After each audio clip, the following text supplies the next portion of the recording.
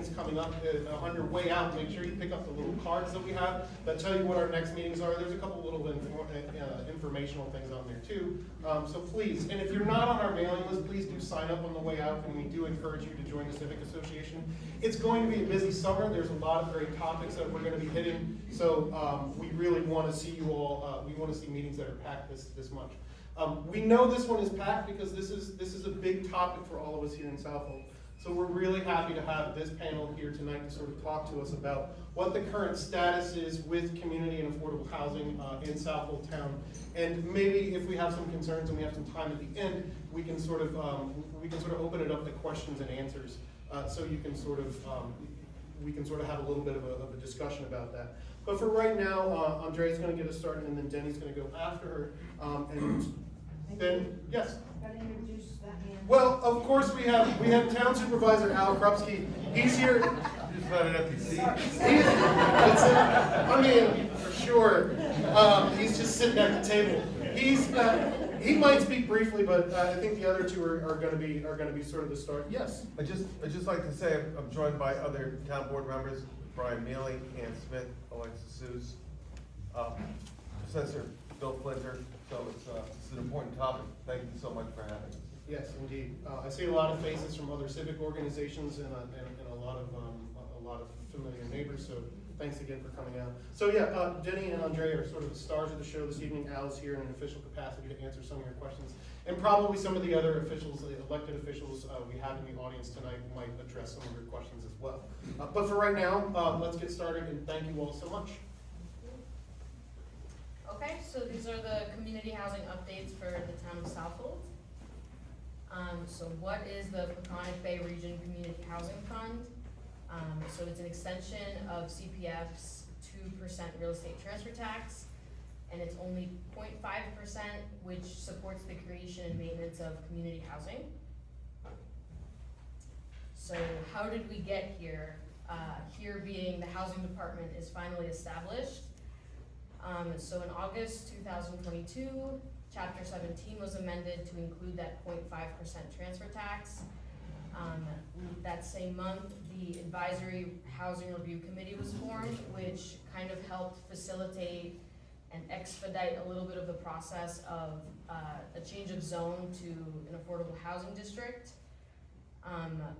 Per the state law that's connected to the Community Housing Fund, we had to establish a Community Housing Advisory Board. Okay. Let me interrupt you for just a second. In the back, we're having some trouble. Do you mind standing up? Would that work for you? Is that all right? Yeah. Yeah. And make sure you talk, especially that guy over there in the back corner. If you don't know Nick, you're talking to Nick now. Okay, so then the CHF was approved via voter referendum. And then a few months later, the county started collecting that 0.5% transfer tax so we could start kind of building out our program. So the state law required a community housing plan that was drafted between 2022 and April of 2023. So it took a good chunk of time to get the draft set. And then a few months later, the community housing plan was finally adopted.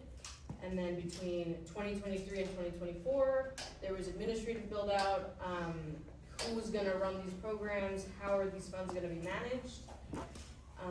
And now we're kind of at the housing department being established this past year in July of 2025. So how is the town planning on dispersing the funds this year? So we're hoping to create developer subsidies to support the creation of community housing. That's either rental or for home ownership, and also create loans to aid people trying to build ADUs on their property. And then hopefully in 2027, we can finalize the loans for first-time home buyers, all through the Community Housing Fund. Okay, so going into the developer subsidies, the process that was adopted by the town in June of 2025 first starts with the notice of funding availability. So we have not yet opened the notice of funding yet because we still have to work out the actual program itself. Followed by that would be the developer or property owner actually applying. The professional staff would review. If there's a zone change, the advisory housing review committee would review. Then it goes to the CHAB. Then the town board gives their final review. And of course, these are spelled out kind of seamlessly, but they all take time and the programs just have to be set up properly. So what's the current holdup? So as per the community housing plan in chapter 4, we have to address some of the town code discrepancies that we currently have. And we have to create policies and administrative procedures so that we're distributing the community housing fund equitably and appropriately. And so I drew a dotted line from create to implement because we're not quite at the implementation phase, but slowly but surely we'll get there. So what progress has been made so far? So my department has presented a series of policy decisions for the town board to review. The first one is if we want to subsidize developers through grant or loans, we recommended grants. The second point is who is responsible for maintaining the tenant selection and application and the waiting list.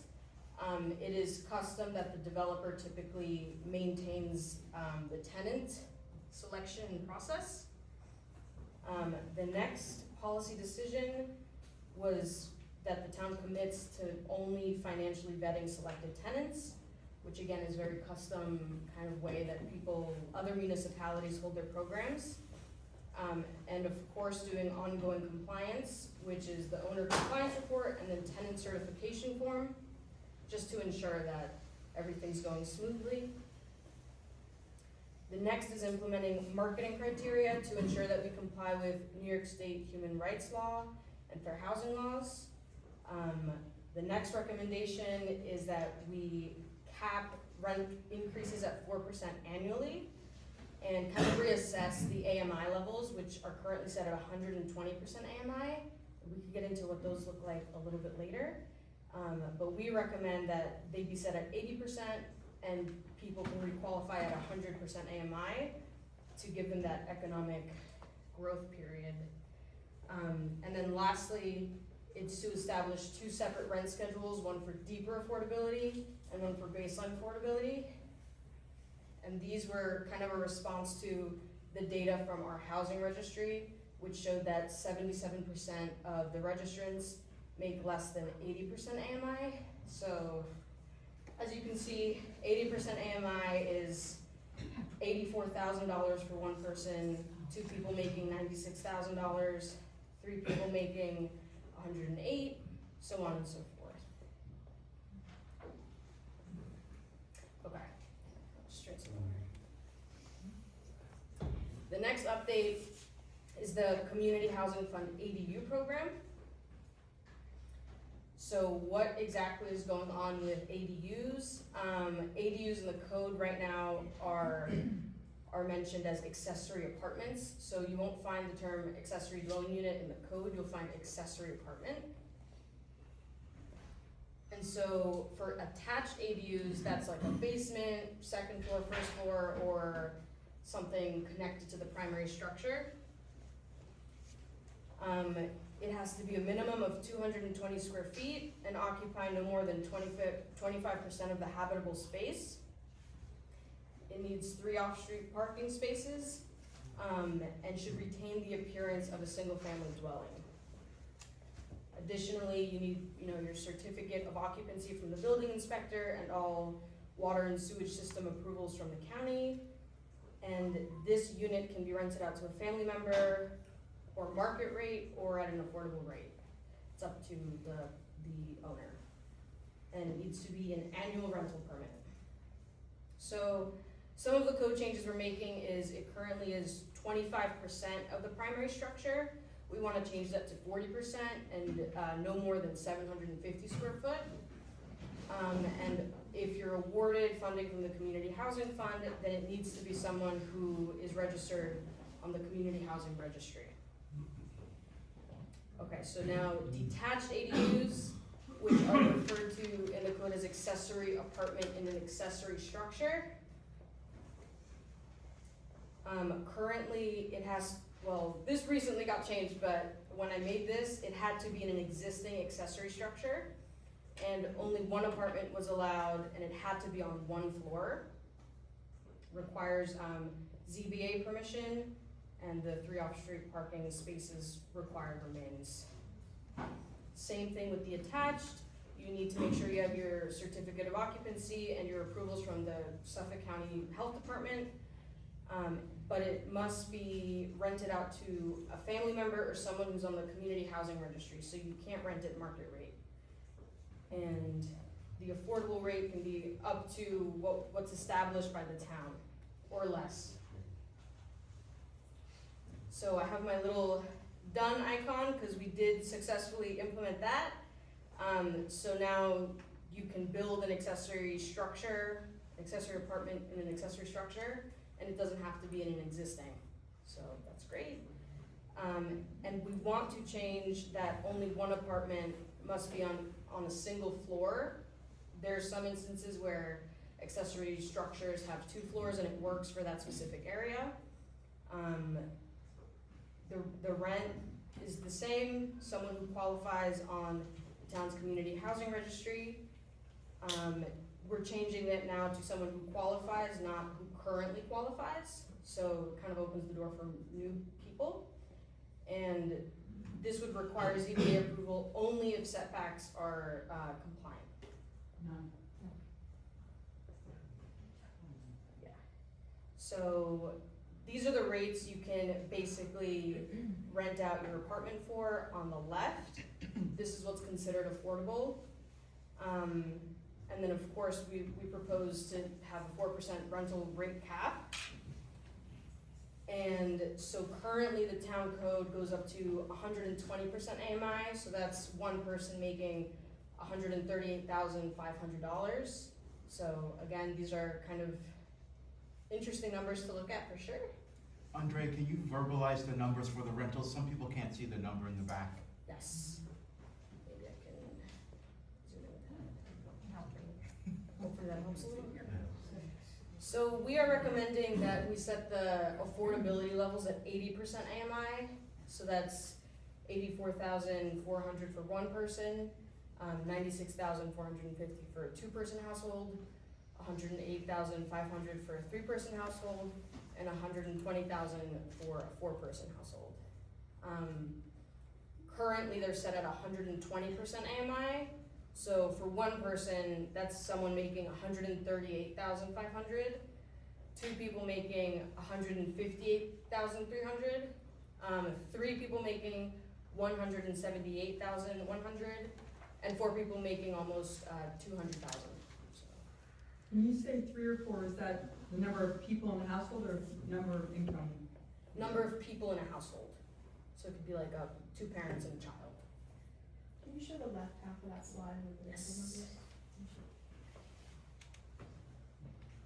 So these are for 2025. We wait for the Housing and Urban Development Department to come out with their numbers before we establish ours. And we have a methodology behind that.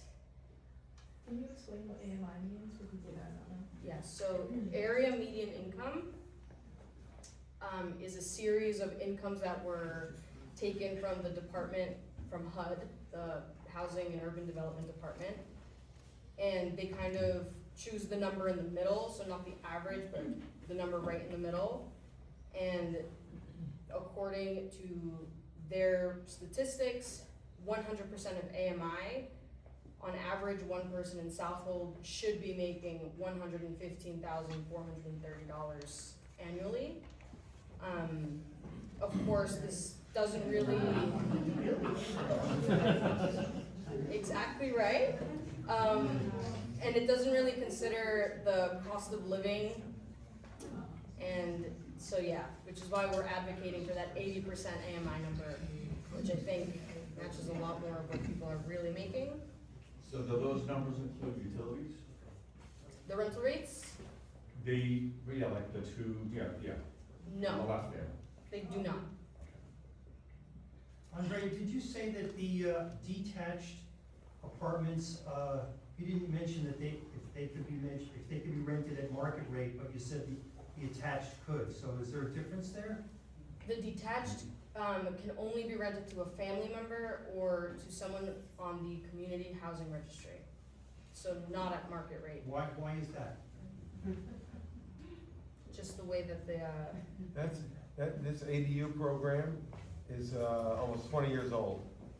And so we're trying to build off an existing program that very few people took advantage of. We really thought years ago that people would say, okay, I've got a large home, there's only a couple people living there, supported a lot more people over the years.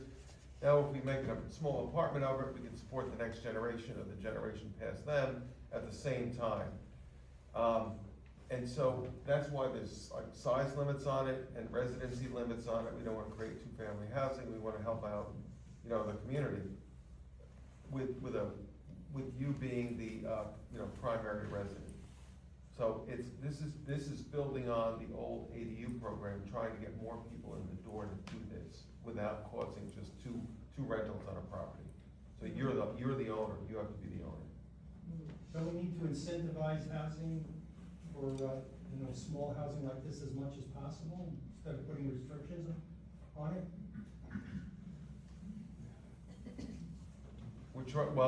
That's where we're here to, you know, take suggestions. I mean, this is where we've gotten in 20 years with this. Years ago, there were no subsidies for developing this, because if you make an apartment in an existing home, you're looking at, you know, another bathroom, another kitchen, safe egress. The cost of that is now you've got maybe wastewater considerations to add on to that. So now we're looking to subsidize that as an incentive to do that, to complete that construction. And you still have to get, income verification if you're gonna rent it for more than $1 a year. Because you could do this for family members, you could set all this up and rent it to a family member for $1 a year. But you have to prove that you're a family member, or you have to prove what conditions you're renting it. We don't wanna see short-term rentals or people that really exceed those limits. We wanna have it for, people who are under those limits. Right, but we want to incentivize year-round housing as much as possible. alrighty, maybe it's a good chance Oh. for, There's one more gentleman had a question. Questions, these units are unrelated people allowed to live in them? yes. How many unrelated people? Well, I think in a detached structure, you can Yeah, have up so- to 2 bedrooms, so, you know, it could be a family of 3, No, you said family, I'm saying.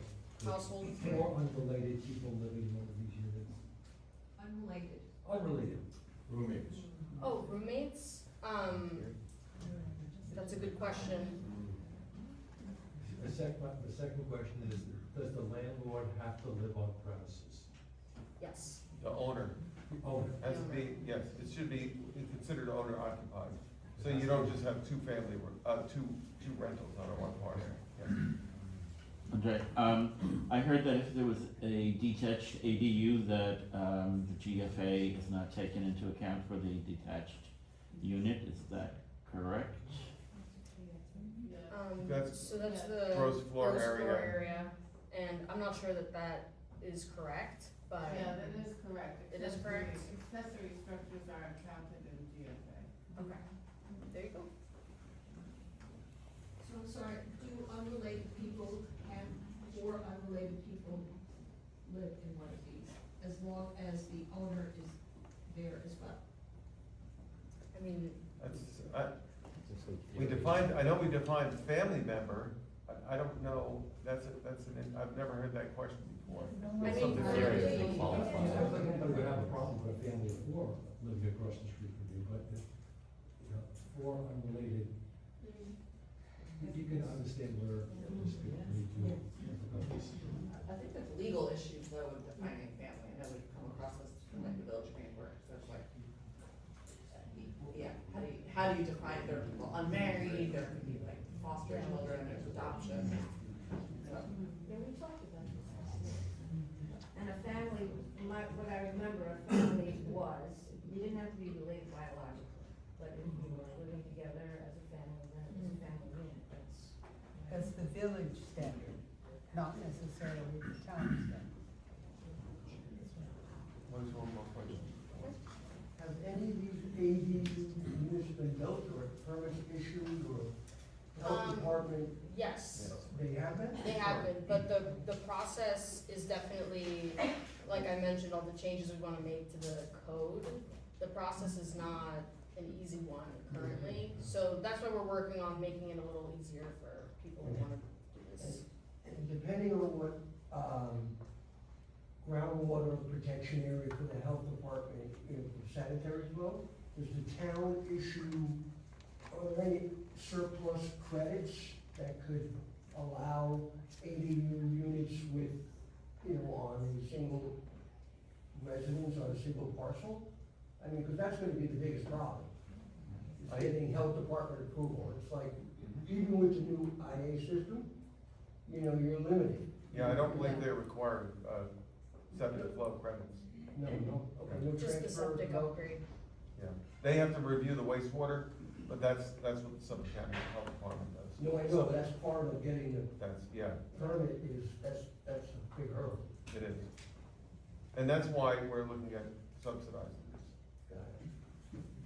Thank you.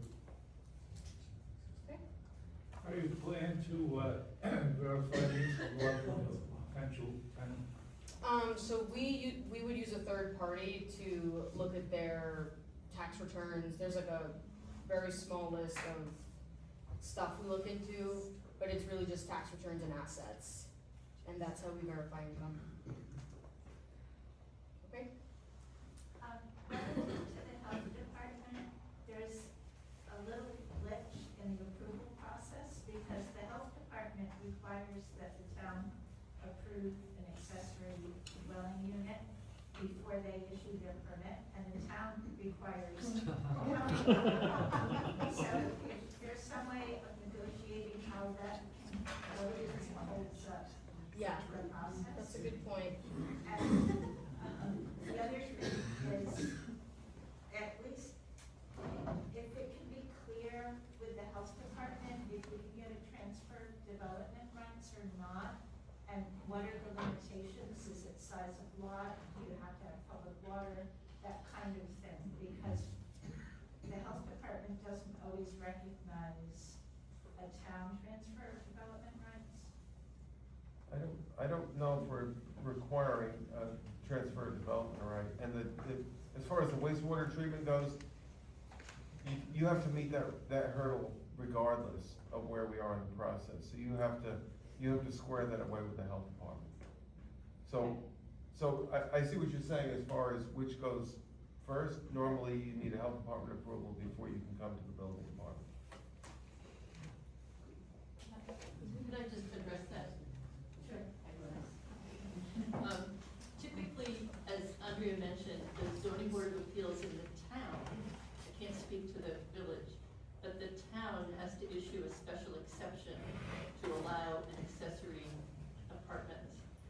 And generally what the zoning board does is put a condition on the granting of that special exception. The condition being that the septic system be approved by the county. So someone can go through the accessory apartment process without a prior health department approval, but they have to meet that condition once they are granted the special exception. Does zoning board require public hearing?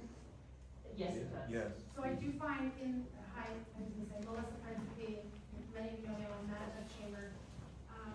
I have a hard time getting people to sort of buy into, we have a lot of detached structures in Southold. People have detached garages, it's very common, we see it all the time. People, when they hear ZBA, they run the other way. It requires public hearing, we have a lot of naysayers that are scared of who's living there, who's gonna be there, and the neighbors are saying no. This is a big problem when we say, oh, it's so easy, oh, you can do this. If there's some kind of way we can work together to make the public feel comfortable with the process, it's telling people, I'm not gonna convert above my garage for a school teacher to live in, or for someone to live in because I don't wanna go to ZBA and have my neighbors say no. So it's an ongoing issue. This is, and it's true, it is difficult because, like I said, it's almost a 20-year-old law, and it hasn't been really embraced, I'll put it that way. And the original intent of the law was to split up these older, larger homes with an apartment in them. The accessory dwelling is the only place where you'd have to go to ZBA. If you have one home, you could do it as a right. And one of the proposals we have, I just switched it back on the screen, is that if it meets all setback requirements, we're recommending that it doesn't have to go through that ZBA process. So that's just, hopefully, it'll make it a little easier for some people. And when will that be discussed or granted or? I mean, it's currently being drafted. It just takes time to change zoning code, is what I'm finding. Is that part of the comp plan? This is part of the Southold Town Code, so.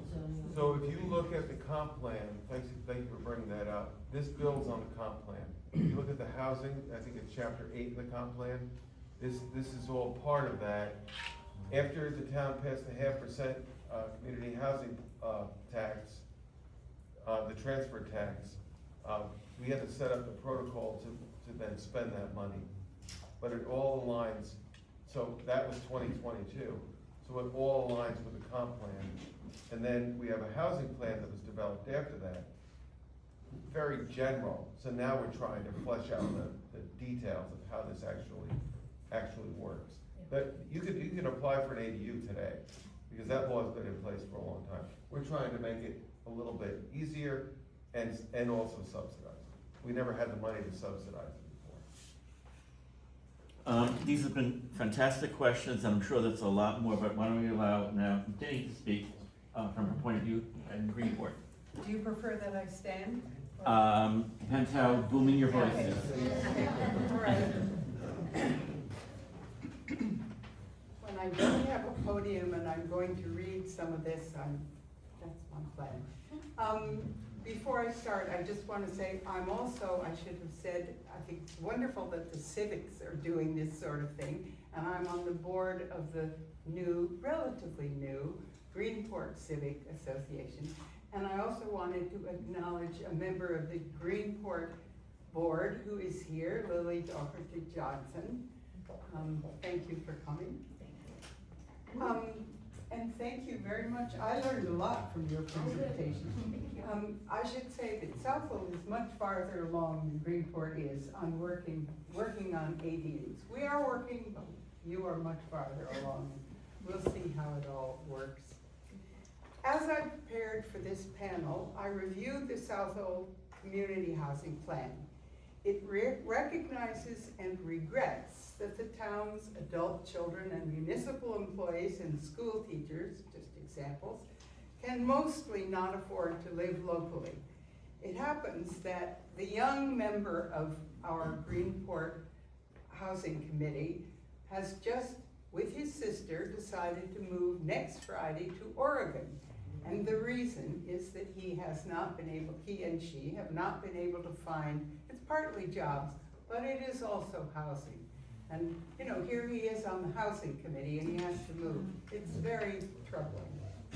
The plan, this community housing plan for Southold and its enabling legislation endorse Herculean efforts to address the disinvestment that has defined housing policy and market behavior for many decades, including in Southold. I mean, nothing has been built for affordable housing in Southold for a long time. So the plan is ambitious in concept, but it is also lackluster in execution thus far. Ambitious in its explicit embrace of smart growth principles and its adoption of a comprehensive list of what the Community Housing Fund can be used for. And I really recommend, the Community Housing Plan is very easy to read. It's clear, it's very, very easy to read.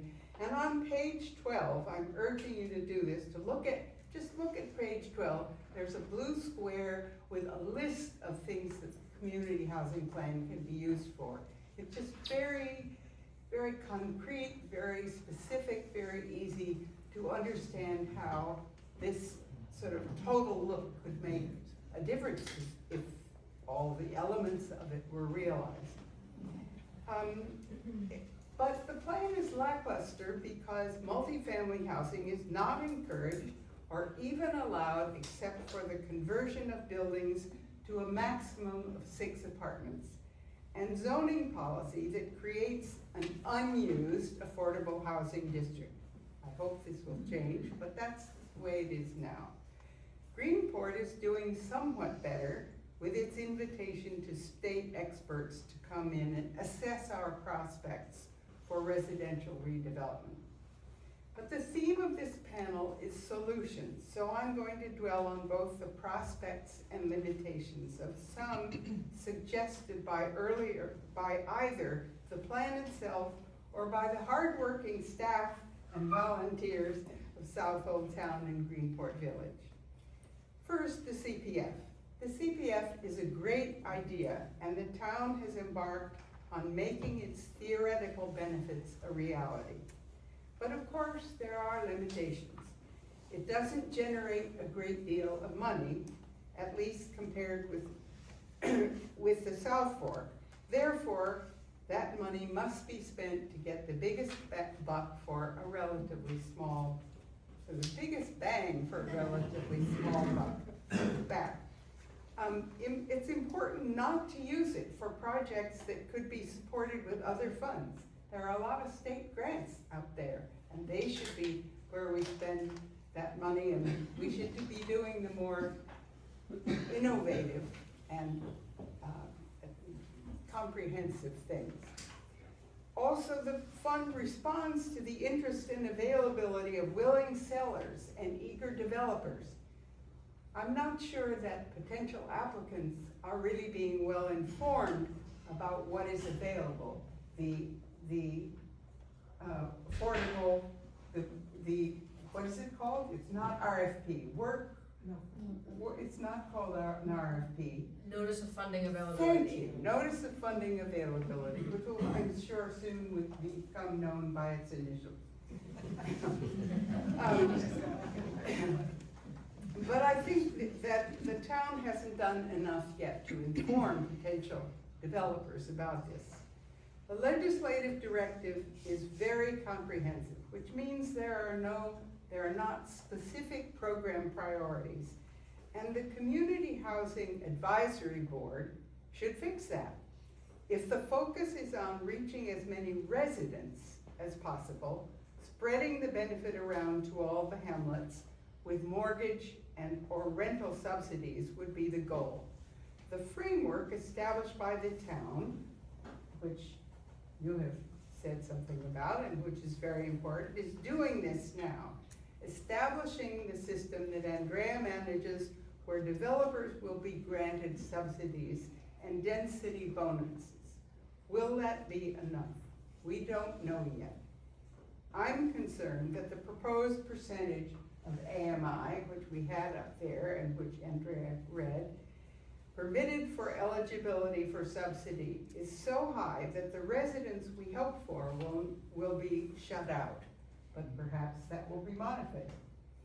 If the focus is, however, on adding as many dwelling units as opposed to residents as possible to the housing stock, concentrating on building small residential developments should be the desired income. Let me say, for about the 25th time, that we are not talking about 5-story apartment buildings that somehow, you know, of course are inappropriate for Southold Town, but which some people think is meant when we talk about multifamily housing. For now, luxury building is the norm. While all the real estate agents quoted in the recent Suffolk Times piece say that the inventory is very limited, recent proposals for building are for almost 100 large houses on large lots, none with community housing. Only zoning reform can change this picture, and I and many others are waiting not so patiently for action on that front. I started out in favor of creating zoning districts for small houses or apartment buildings only in the halo zones where people can walk to work and do shopping. But I have changed my mind as I recognize that every adult in the North Fork has a car. Now I think we should encourage construction where it is most attractive to those who can do it, constrained only by local and state safety and design regulations. I want to speak very briefly about the future of ADUs. I think Andrea has said most of what you need to know. There's lots of opportunity in Southold and Greenport for using existing structures, old barns and unused garages, perhaps particularly in the village, and for building small houses on large lots. But ADUs are a very small part of the solution, a drop in a very large bucket. They will be expensive for many people to construct, at least the detached kind, and restrictions on the size, location, and characteristics will constrain this opportunity. To make ADUs as helpful as possible, they should be largely as of right and be prohibited for short-term rentals. You didn't mention that, but I think that's the case, true, as proposed for Southold. The town should take full advantage of the state's support through its +1 ADU program, as Shelter Island has done. Our housing, the Greenport Housing Committee had as a guest the person in Shelter Island who is behind their program, which got $3.5 million for ADU development. And they did the right thing. They signed on for a 10% concession, 10% of the total $3.5 million, to hire an experienced administrator who will take care of all those cranky little details that hold things up. And Shelter Island, when she came to visit us, had built 16 of these detached for a combination of elderly people who want to stay in their homes, and others who want to have small families. Now, for the community housing overlay zoning district, this is, I think, an important, very important aspect of the zoning update work that's ongoing. Southold zoning update should include incentives for community housing that go beyond the CHF, the Community Housing Fund. An overlay district for community housing, perhaps in the Greenport hamlet. Of course, I am biased, but I also think in other hamlets where people may work in Greenport and live in Mattituck or Cutchogue is fine, would send a message to developers that we are serious about finding housing for our younger and less affluent residents and workers. Finally, I just want to say that most of us know that a serious commitment to affordable housing is the only way we can preserve the history and character that we celebrate. We do not want to become the South Fork. After all, Southold residents of the past were middle-class farmers and fishermen and boat builders.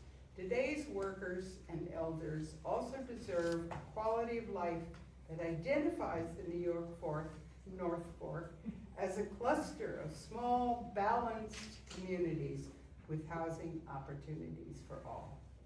Thank you very much, and of course, I'm open to questions. Yes? Yeah, hi.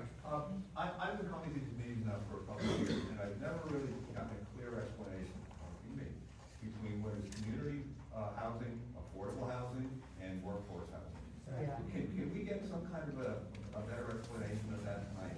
Well, I think And the halo zone, I'm sorry, and how halo zones affect any one of those three categories. Okay, I'm not sure I can answer the halo zone question very well because I'm still a little vague about which are all the halo zones in Southold. But with respect to the terms, I think workforce housing really refers to housing for specific work. For instance, the ELIH, the hospital in Greenport, has many, many vacancies because they can't find workers who can live out here. So we talk to them about workforce housing, meaning housing that will house their workers specifically. And then I think that the difference between community housing, I mean, I think some of it is just, the development of the terminology that people feel most comfortable with.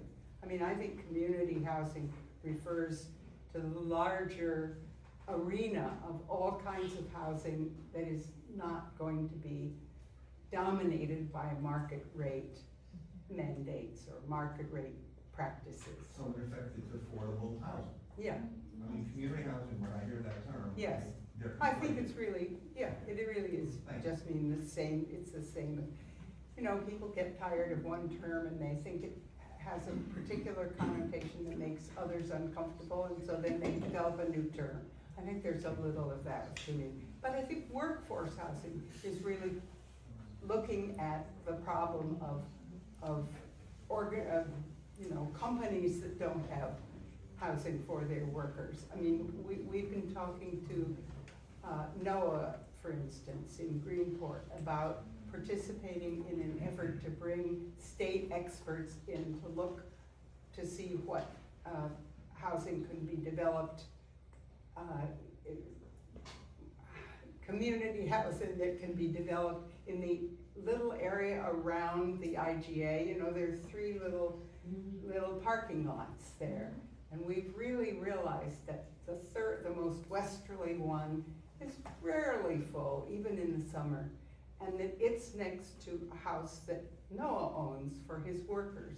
And he would like very much to have a significantly larger presence that is not solely tied to his restaurant's ability to provide housing for his workers. So when we try to persuade him to participate, to allow his house, the house that he uses for his workers, to be included in the analysis that the state experts would do, we are saying, we can improve workforce housing for you if we can build some small residential development, maybe a 2-story apartment house with 12 units or something like that.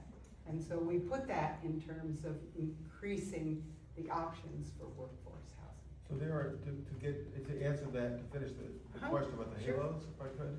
Yes, because Okay. I'm, In, I would say 2002, 2003, Southold Town had these hamlet stakeholder groups.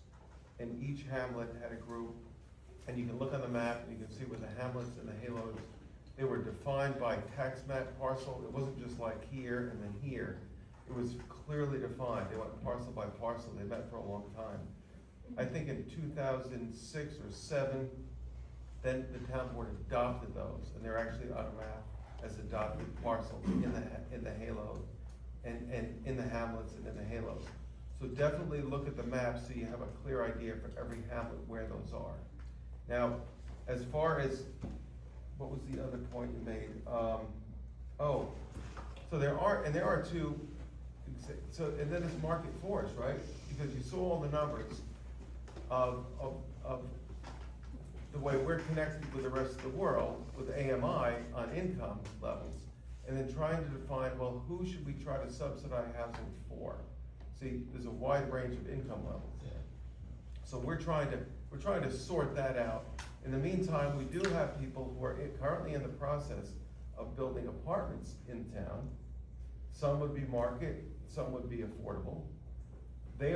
But they're doing that as of right with the current zoning. So there is zoning in Southold Town that allows for apartments to be built. So they're not halos. Yeah, they're in the halo. Oh, they They are. might be in the hamlet, yeah, but they don't need a zone change. They're building these as of right. I mean, Greenport has the advantage in the village because they control their own zoning. So they can change the zoning on any parcel and allow for any building they want.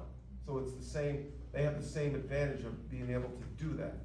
Now, in Southold, that zoning already exists in some places, and it's happening.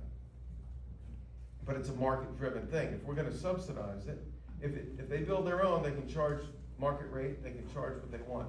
Short-term rentals are not currently allowed in town. That's the next meeting, I think, right? We had a short-term task force, short-term rental task force. They came up with a very good report. We hired a company to help with, because it's all about enforcement of the short-term rentals. We know that there's over 1,000 of them in town, and that they're taking up year-round rentals. And so we're trying to address that in a parallel course to everything else. We've had a number of code committees on that, and we are plunging ahead with that. But again, it's those, what did you call them, the pesky little details. Because if you don't have proper enforcement on the short-term rentals, there's no point in passing a law. And as far as the subsidized housing, again, it goes back to, if you build an apartment and you can rent it to anybody, right? 30 days or more. If you are subsidized to help build your apartment for all that very high construction cost, then you have to, that's what we're setting the rules for. You're gonna get so much, there's gonna be categories of how much you get, depending on different, and I don't know if you wanna go over those subsidies. And then, again, you have to have a yearly permit to make sure you didn't sell your place on the Upper East Side and say, well, I'm not a homeowner now, so I'd like to apply for this housing at a very good rate. So you have to ensure that you're trying to house people, to your point of workforce or affordable, that actually need the housing. So how long do I need to, if you're subsidizing my apartment? Yes. How long does it have to stay subsidized? What's the time frame? In perpetuity. Yes. So now if I wanna sell my home that has this attachment, what's the process? You don't have to continue that use. It's basically the use. If you're doing it ADU, it's the use of it. So if you had it in your home and you sold it, those people would not be able to rent it out unless they come back. It's not transferable. You can't sell it to somebody else. So that permit's not transferable. You have to, the new owner could either say, I'm renovating the home, I don't want to have a rental in my home or behind my home, we're getting rid of it, or if they want to continue that use, they have to come in and comply with the same income limits for that tenant. But what's stopping me from saying, thank you for subsidizing my addition, I don't wanna be in the program anymore? You just would not have a rental there. But I would have given me money to put my addition on. Is there a minimum you have to be able, like, if you get the grant, I guess, is it like, you have to be in the program for 5 years? Like, No, it's hard to regulate people's behavior. So you don't know if you can, but you can't rent it. It would be like having another apartment, you just wouldn't be able to rent it. And suppose you say, oh, I can't rent it for whatever reason, we can't make you like find a tenant the next day. So it's. Just to add on to that, currently in the code, if it's a detached structure, it has to either be rented to a family member or to someone on the community housing registry. So regardless if you sell it or not, the use would remain the same. So now if it's inside of the primary structure, that could be market rate or to a family member or to an affordable. And just to clarify, you wouldn't be, you're not subsidizing the entire amount, you're subsidizing a portion. Just the portion. It's great, it's still fine, 50%. It's not 50%. Whatever it is, I know it's whatever it is, 25%, 20. whatever it is, it becomes an issue, because now, how many people are gonna say, listen, this is a great deal, if I get 20% off, I'll rent it for a year and then I'll kick them out, I won't use it anymore, and I have a nice big house. No, it would be. Or rent it to my daughter. And No, again, no, we no. would do the annual Wait, compliance. let Andrea finish. Yeah, so to prevent that, one of the things that we are now going to instill is that annual compliance reporting from both the property owner and the tenant. So we're gonna be there every year to the tenant, checking to make sure that their income still qualifies. So if all of a sudden it's sold and there's no one there, we're gonna have a better record of it now. Just like they do the cabins in Madison, right? Same thing. Yes, the cottage. That does annual. Thank you. So the cottages in Mattituck were built almost 20 years ago, and they are under strict guidelines for resale, and it's the same income qualifications for resale And that's why it's affordable in perpetuity, because it never goes to market rate. I have a quick, maybe Go I'm ahead. getting ahead of myself. Sorry. Well, are they loans that have to get repaid? We haven't finalized the CHF ADU program yet. But we're thinking they could be loans, we just haven't finalized it yet. We don't even have a draft. I think Riverhead puts a lien on your house for a certain amount of time, and then after that time, that lien is forgiven. And it is, if you sell your home, that lien is transferred to the new buyer. You can read the Riverhead code for these ADUs, it's a lien, it is a lien or a loan. And thank you. And Riverhead does not have the community housing fund. Only 4 towns do. So that's what we're trying to see, is how we can spend this community housing fund money and subsidize housing that's workforce housing.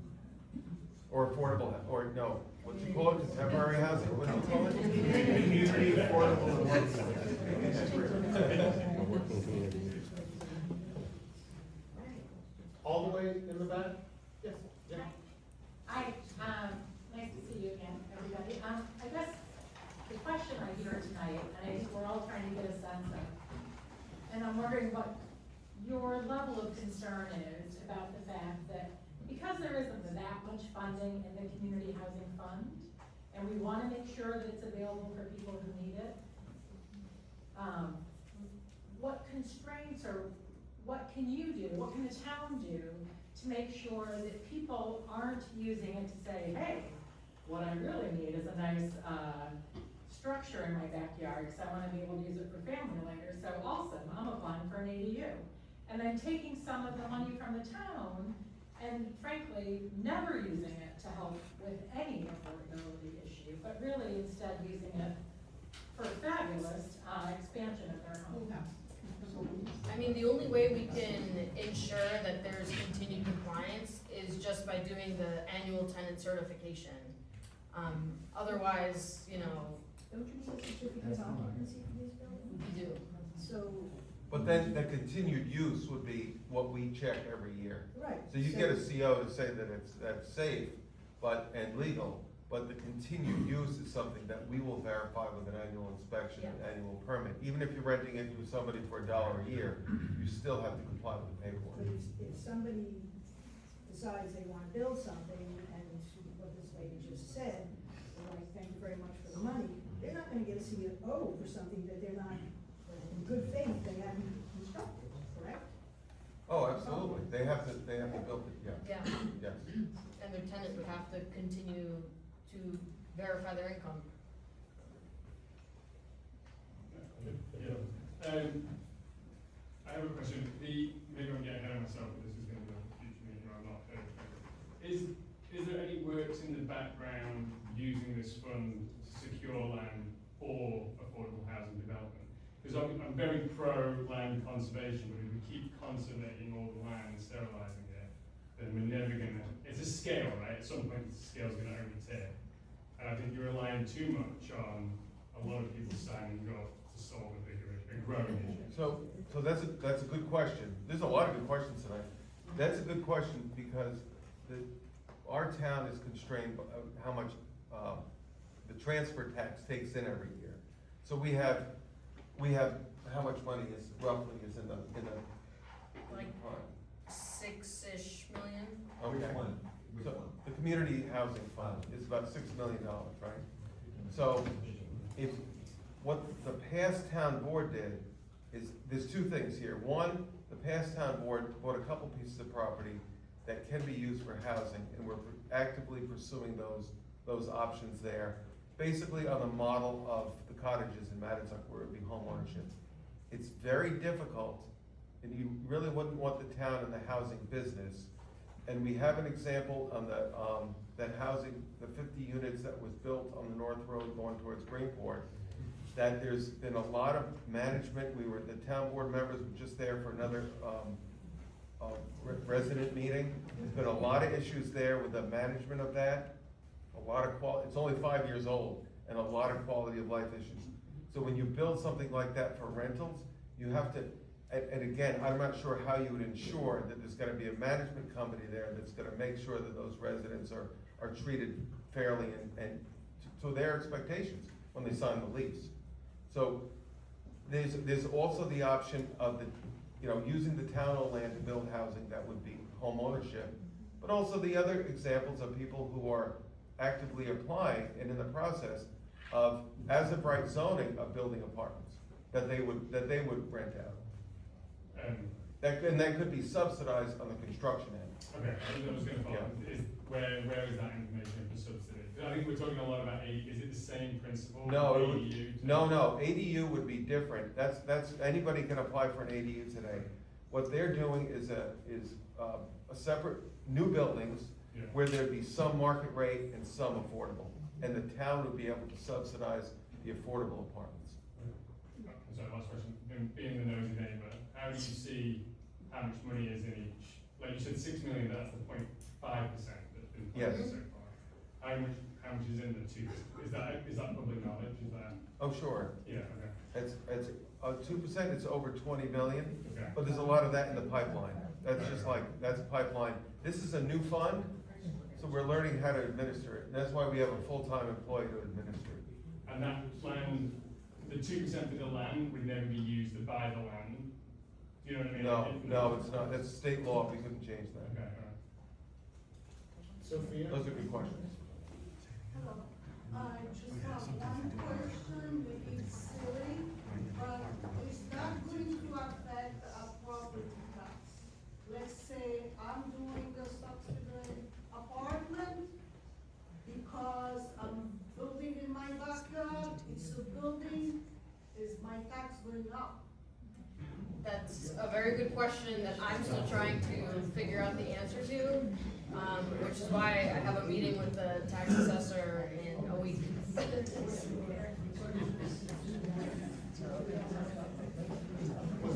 was one right here. Yes. Have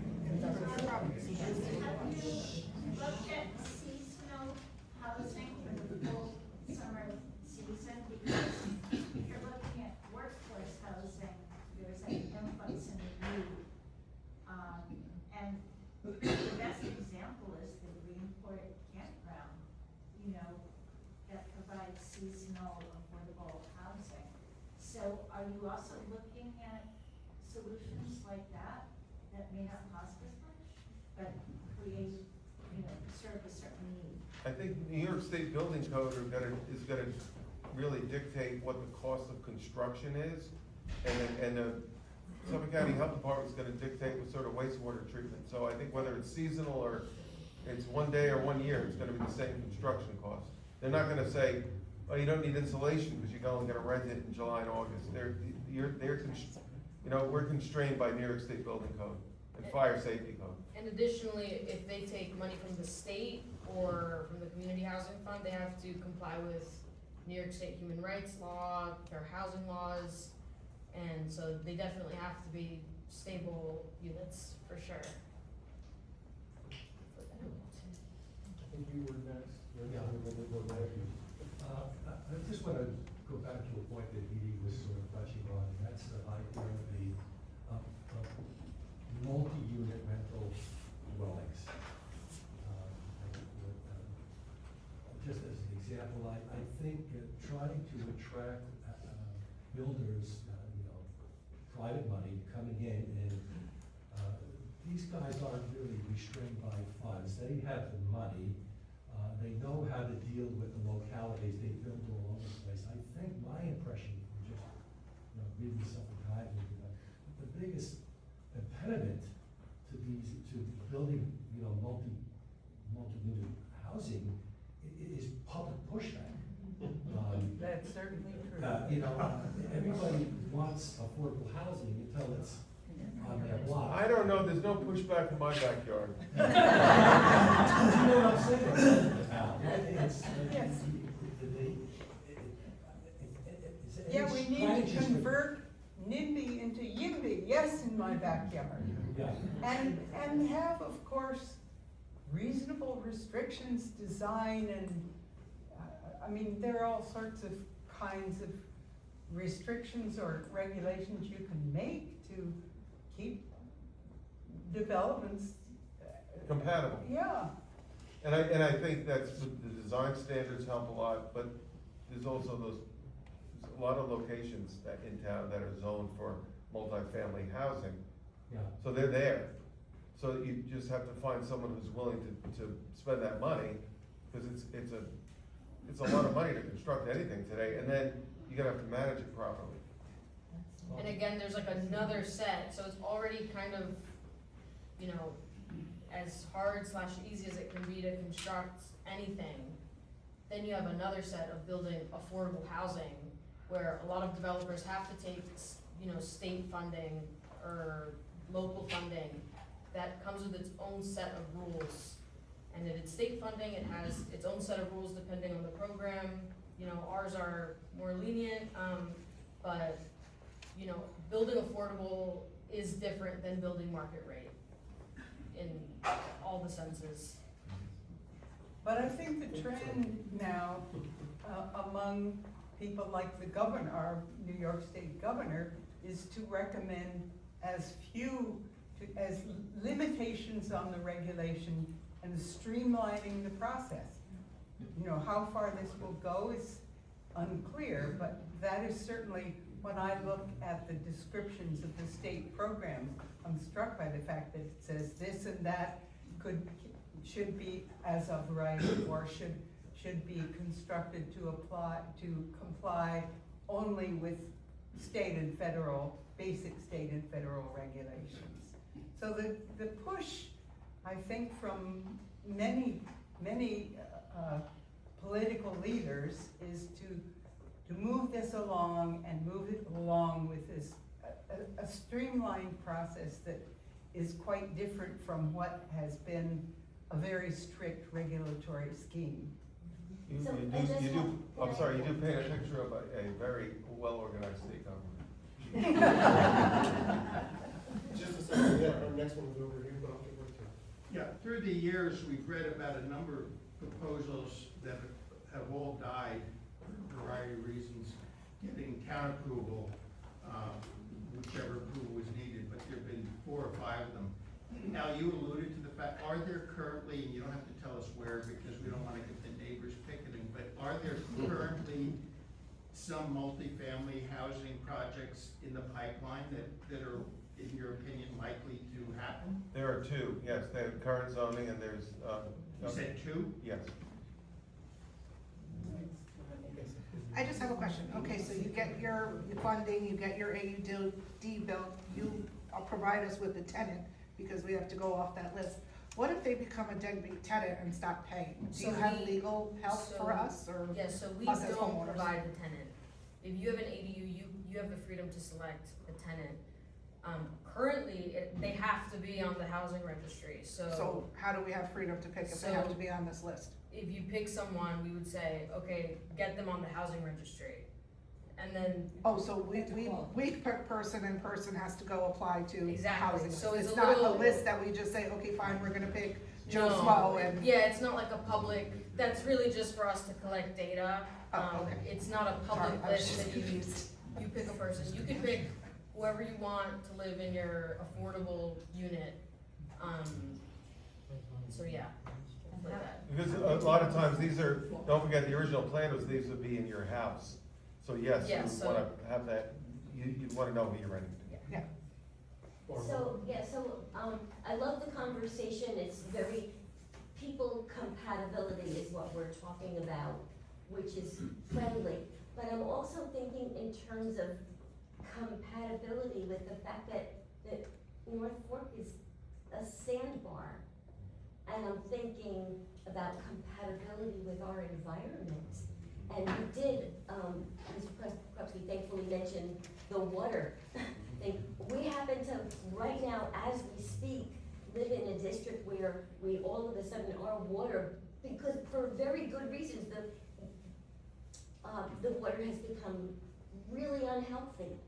And the gentleman who came to discuss what's going on with our water said, well, you know, it's because of the firehouse. And that's what we think we're tracing it to, and that's where these toxins are coming from. But who cares? I'm thinking, we have such a tiny little, we live on a sandbar.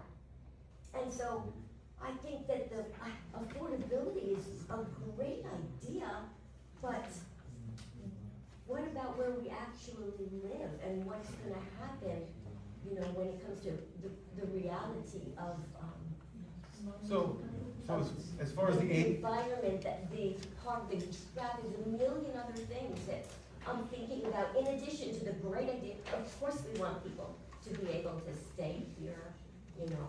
So as far as the ADU program, it would be an extra unit on a building lot.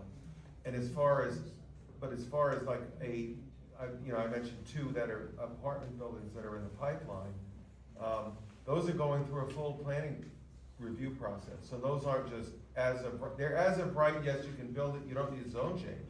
But they still have to go through the planning process, building design, traffic flow, screening, all those other things, and water use, all have to go hand in hand. Okay. So that's all taking Thank you, place. that's very helpful. Yeah, I'm wondering what discussions or thoughts have been, or you had about moving forward, requiring on new, like, say, big developments, that some of that land be put to, those developers have to then put some space aside for affordable housing. And if someone were to say, let's build a big hotel, that they would be required to have some workforce housing. So- Because that, we look at that going forward. Two good things there. So the one, please come April 9th, we're doing a subdivision, a whole presentation on subdivisions and how we got here. We can talk about that on April 9th. Okay? And the other one is, should businesses build workforce housing? So it's the advantage of the business when they develop something, you mentioned a hotel, I use that as an example. Yes, it's to their advantage to include workforce housing in their project. And that's something that people have really come to embrace because they need housing on site. And so one of the things that